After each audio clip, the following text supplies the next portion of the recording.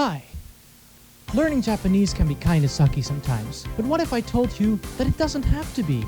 Introducing Duolingo. What if I told you you can learn Japanese just simply by listening to things?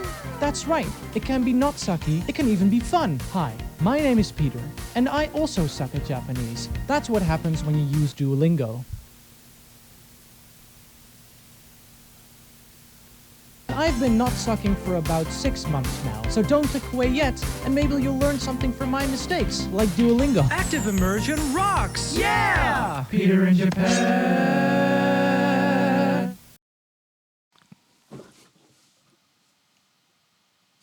I've been studying Japanese for 6 months now, and the reason I'm doing that is because I'm going to be studying there for half a year, and today I really want to talk to you about how far I am currently, what you can expect if you've been studying for about 6 months, and how I've been working towards the goal of at least being somewhat conversational by the time I get to Japan. When I was in high school, I actually participated in like an extracurricular activity where we would study Japanese. My Japanese ability really just disappeared entirely. It was horrible at that point, but my enthusiasm for the country really got re-sparked again, and thus I decided I wanted to study there, and I grabbed my phone, I downloaded Duolingo and started the Japanese course. And very quickly I started to notice that Duolingo has a few major drawbacks. When you download it, it's immediately you grab the course of the language that you want to learn and you just start learning. The way it's been gamified also makes it incredibly not boring, except for it really doesn't translate to practical ability. Very early on, I started to notice that the translations that Duolingo gives for certain sentences are incredibly wrong, paired with the fact that I have a lot of friends who have a lot of time in Duolingo, some with streaks of even 2 or 3 years, and they still do not speak a single word in their target language. And if there's one thing that I didn't have, it was time. So I needed to find a way that is quicker, actually correct, and would get me to a reasonably conversational level by the time I went to Japan. So I did some research. I came to the subreddit of r/language learning, and they had a guide. And one of the terms that was coined was immersion. The core concept of input-based learning is that you learn through input, and input can mean a lot of things. Reading is a form of input, listening is a form of input, and watching is also a form of input. So when learning languages, we actually learn a lot by seeing the context within which certain words are said and body language. So seeing can really be an important part to input as well. All types of output can be speaking, using your own body language, and writing. And input-based learning really just kind of says, hey, the output, starting to speak the language, that's kind of your second priority. Really the first priority that you need to be focusing on is understanding the language. And you can do that through comprehensible input. You start with simple, very easy to understand Japanese, and you build your way up to way more complicated stuff. And active immersion, which basically just means you put on a piece of media, you try to pay as much attention to the language that you can, and try to pick up as much as you can. And in the beginning of the process, you will not understand anything. Everything will be complete magic, and you'll be thinking to yourself, what the actual this is going to take forever. How am I ever going to do this? And let me tell you, this is completely normal. And this is where the next thing kind of comes in, and it's called tolerating ambiguity. You have to accept that you're not going to understand everything. And that is okay. That is part of the process. And as long as you trust that later down the line, you will be able to understand, you'll be able to put up with not understanding the content that you're currently watching. Because at first, your priorities aren't understanding the sentences completely. At first, your focus should be, hey, what are even the sounds that these people are producing? Or where even are the spaces between the words, or where do sentences even begin and end. It happens while you're not actively thinking about it. It's just if you put on a piece of media every single day, eventually you'll just start to hear where the sentences end and where the words are, where the spaces are, etc., etc. Once you've got that step out of the way, you're going to notice that some words are actually said very often. And that's where the next concept comes in, and that is called sentence mining. And with sentence mining, you just take the words that you hear very often or that you notice are apparently important, you look them up and you make a flashcard out of them. And these flashcards, one of the most efficient way to make flashcards is through an SRS or a spaced repetition system. And one of the most popular apps that actually does this is Anki. And basically what it does, it shows you a card, one that you've made or one that you've downloaded, and you try to remember what that card means. So you'll have a Japanese word and then you have to guess what it is. And at first you don't know them, but eventually you start to remember them, and the algorithm is going to try to learn when approximately you're going to forget said word. The program will then give you that card just before you're about to forget them, so that it actually gets to your long-term memory. With sentence mining, you can actually improve your ability to remember certain words and really find them in your active immersion.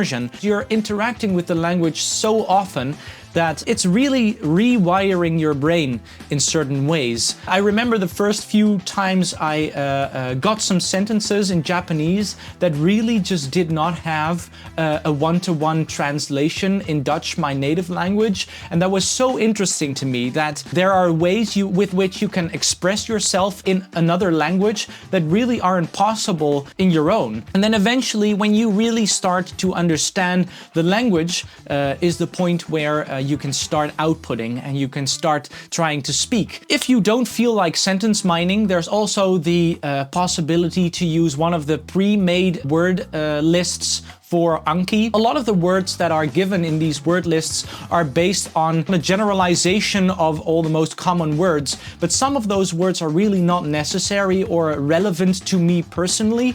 I know the 2K, 6K deck has a lot of business-related words, and I'm a student, so a lot of the time they don't really apply to me. And the nice thing about sentence mining is that you really learn a lot of vocabulary that is very relevant to you specifically. When you get words very dry, you'll not have heard it before. And I noticed that these words eventually really start to blend together. I get a lot more leeches, which are words that I just cannot for the life of me remember. If you're in the stage where you don't really hear the words yet in the language, these pre-made decks can really give you a head start. But if you're at the phase that I am, I vastly prefer sentence mining.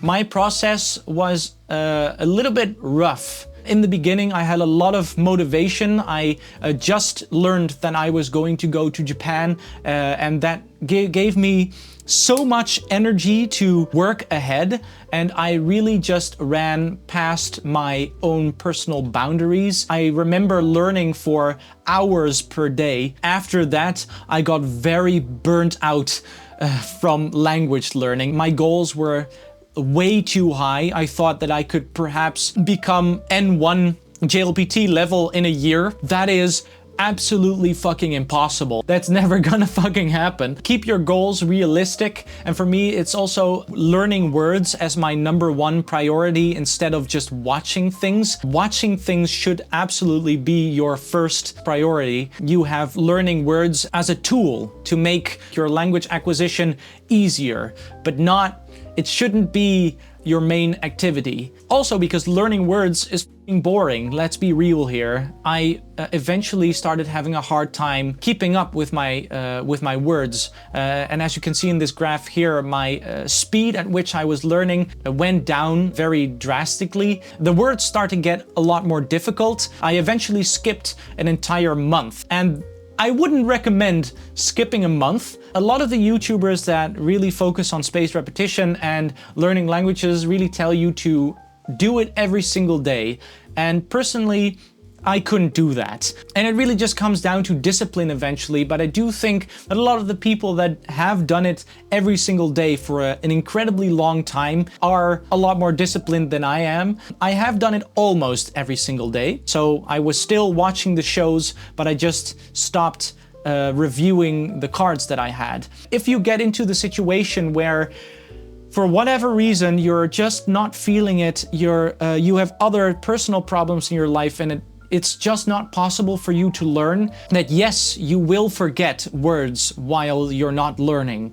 However, you learn them very quickly again once you pick it up again. So it is fine to not learn for a little bit and then pick it up again later. The most important thing is to stay enthusiastic and stay motivated. And if for whatever reason learning words really gets in the way of your motivation, by all means put it on pause for a minute, pick it back up later again, or start asking yourself like, hey, what about learning the words is actually so incredibly difficult, and try to change those things so you can keep going. But I got into outputting, I think, a little bit too soon. A friend of mine is Japanese, and I started to converse with her. It's really crazy how far you can get in just half a year with language learning. However, I really wouldn't recommend starting outputting too soon. And yes, it's probably going to be a struggle once you start, but for me, I really didn't know how to reply like 90% of the time, even though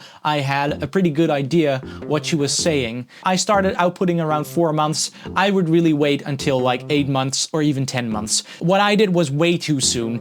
The thing that actually got me motivated again and got me back on track was a very cringe moment in my whole language learning journey, which I will always remember. That the first time I actually encountered Japanese in the wild was in the train. And if you've never been to the Netherlands, you won't know this, but in the trains in the Netherlands, you have the quiet cars and you have the talking cars. And it's really the hard rule that if you're in the silent car, that you need to be completely silent. Now, I believe that this is a little bit of a difference with Japanese trains, where you're just expected to be kind of silent in general, but you're allowed to speak softly. So these Japanese people came into the quiet car where I was sitting as well, and they started to talk pretty loudly. And I was like, holy fuck, holy fuck, holy fuck. I'm the only person probably in this whole train who speaks a little bit of Japanese, and I'm probably going to need to tell these people that they need to shut up. So with my anxiety levels going through the roof, I tried to speak in the absolute most broken way and I tried to tell them that they needed to be quiet in this train, but I kept making so many mistakes. And I mean, being anxious really does not do your language capabilities very good. I mean, I wasn't a very good Japanese speaker in general, but I wasn't as bad as I was performing in that moment specifically. After that moment, and I had completely butchered my Japanese while trying to tell them that they needed to go somewhere else if they wanted to talk, I did realize like, hey, if I'm serious about this stuff, I need to get my ass up again and I need to get going. And that is actually what made me start again. And I find it kind of ironic in some way. Lastly, what would I recommend to you do if you're going to start learning Japanese? So the first one is very obvious. Your number one priority should be getting input. So watch a Japanese thing every single day. And personally, that kind of segues into number two. One of my first mistakes was having a huge focus on what do I need to watch to improve most efficiently. And personally, it is incredibly irrelevant. Like, yes, you'll maybe learn a little bit faster if you really focus on that comprehensible input part. To me, personally, the most important thing that you can do is choose things to watch that you actually like and you are feeling like watching. If it becomes an obstacle for you to watch Japanese things because you're not really enjoying it, you're not going to do it. So you might as well make it as enjoyable as possible. And if I have days where I'm kind of down and I'm not really feeling like learning Japanese, there's always something that will actually get get my spirits up. You can also just watch shows that you already know, but with the Japanese dub. I find this a very interesting experience, to be honest, because I started watching Phineas and Ferb, which is a very American thing in Japanese, and personally I really enjoyed it. It was this super weird cultural clash where these Japanese voice actors were acting in a very American way, but it was incredibly fun to watch. It is very lighthearted, and I personally really like lighthearted shows. So I've also watched Star Wars: The Clone Wars. Star Wars in Japanese works incredibly well. That's amazing. I've watched Arcane in Japanese, which also worked incredibly well. And if you really want to get into authentic Japanese, you should watch reality shows. I personally never liked reality shows up until now. I didn't know that of myself. I started watching Terrace House, Love is Blind Japan, Love Wagon, other things. Unironically, I kind of enjoy those shows as well, but not always. Like, I have to be in the mood for those. I know that podcasts specifically meant for language learners can be incredibly useful, but personally, I find them really boring. So sometimes I'll listen to them when I feel like it, but most of the time I'll choose to do something else that I find way more enjoyable. And the last thing that I really want to say is having a very concrete, time-sensitive goal. For me, it is I have a set deadline from when I fly to Japan. I know I want to be able to speak at least a little bit before then, and even though I don't even have a goal for how good I want myself to be, really helps keeping the motivation, because language learning, let's face it, it's incredibly hard. Building habits is incredibly difficult, and if you're going to be doing this, having a concrete goal to work towards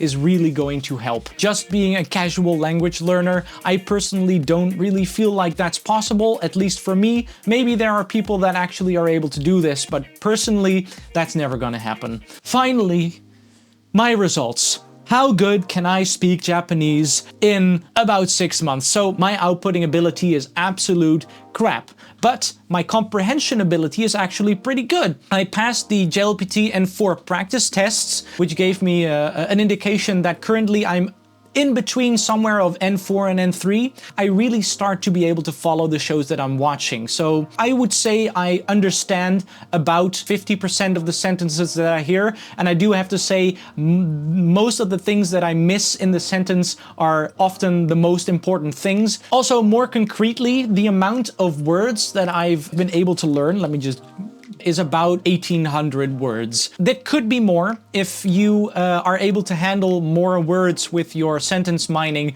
then by all means, you could pass this number very easily. If I keep going at the pace that I'm currently, it should be incredibly doable to make it past N3 level of Japanese, at least before I go to Japan, and that is currently my goal. So I'm kind of conversational when I get to Japan, and I expect when I am actually there, if I put in the legwork, that it will very quickly progress beyond that. So that's really it. I hope that this video was kind of useful to you. If you have any questions about language learning in general, please feel free to leave them in the comments. I'm going to make another video like this somewhere around the time that I'm in Japan to look at how my language learning has changed while being in Japan. So be on the lookout for that. And with that being said, I hope to see you in the next one.